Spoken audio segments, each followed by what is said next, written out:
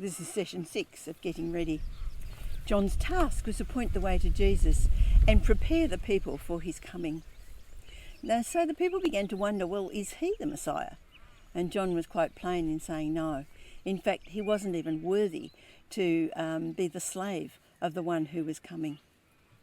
John was preparing people's hearts, and the baptism was a sign that they had changed their heart and would change their way of life. But he's saying something far greater is yet to come. Now, the people generally had 3 expectations of the coming Messiah. 1, he would be like a king figure like David, and he would overthrow the Romans. The second expectation was that he would be a great high priest, and he would cleanse the temple of all the corruption and establish pure worship. The third group thought that he would be like another Moses, someone who would come and make the law really plain and clear to them all. Of course, Jesus was actually all of those, we see that. But there was a picture which they missed.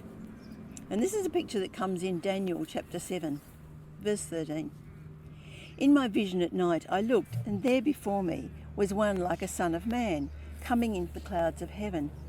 He approached the Ancient of Days and was led into his presence. He was given authority, glory, and sovereign power. All nations and peoples of every language worshipped him. His dominion is an everlasting dominion that will not pass away, and his kingdom is one that will never be destroyed. So this was not some great leader that was going to arise from among the people. This is someone who would come directly from God to establish his rule on earth. John was saying to the people, look, your expectation of the Messiah is far too small. The coming Messiah would change things forever. He'd baptise with the Holy Spirit. Now, up to this point, the Holy Spirit was only given to people with a special task, like the king or a priest or a prophet. But John is saying he will be poured out on everyone who gives their lives to Jesus. But this gift of the Holy Spirit also comes with judgment. It's going to separate the wheat from the chaff. The gift of the Holy Spirit comes with the acceptance of Jesus, and so it empowers us. It enables us to receive God's mercy and forgiveness. With the rejection of Jesus comes God's judgment. Not that he judges us, but that we choose to be the chaff that gets thrown into the fire by our rejection of Jesus. To prepare for the coming of Jesus means to prepare for a drastic change in our lives. If we already received Jesus, then preparing to celebrate his birth should lead us to give thanks for his mercy and his forgiveness. He sent Jesus into this world to die in our place. If we've not accepted Jesus, then preparation for Christmas would be a good time to think about the consequences of rejecting the love and the mercy of God.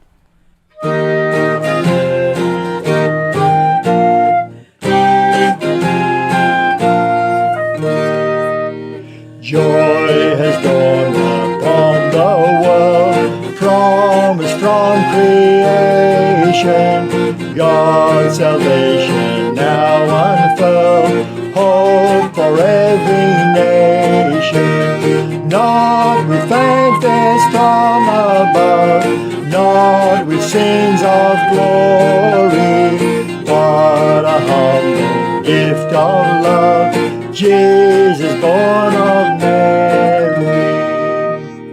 Sounds of wonder fill the sky with the songs of angels, as the mighty Prince of Life shelters in a stable, hangs the set each star in place, shape the earth in darkness, cling now to our mother's breast, vulnerable and helpless. Shepherds bow before the Lamb, gazing at the glory, gifts of men from distant lands prophesy the story. Go, the King is born today, since God is with us, but his death will take away, and by his blood he'll win us. Son of Adam, son of Ham, given as a ransom, reconciling God and man, Christ our mighty champion, born a Saviour, what a friend, what a glorious mystery, once a babe in Bethlehem, now the Lord of history.